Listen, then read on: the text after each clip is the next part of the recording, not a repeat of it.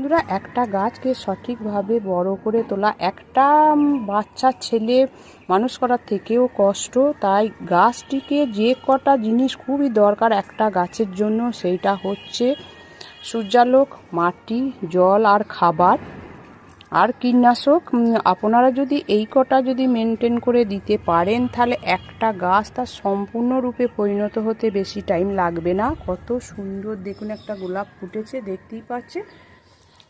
ঠিক এইগুলো মেনটেন করে দিতে হবে। মাটিটা খুবই গুরুত্বপূর্ণ। মাটি যদি ঠিকঠাক যদি না তৈরি হয়, তাহলে গাছের বৃদ্ধিও হবে না, ফুলও আসবে না। অবশ্যই আপনারা করবেন, ড্রেনেজ সিস্টেম ঠিক রাখবেন, আর মাটি খুব ঝুরঝুরে যাতে হয় সেটা চেষ্টা করবেন। একটু গাছের গোড়ায় জল যাতে না দাঁড়ায় সেটা লক্ষ্য রাখবেন।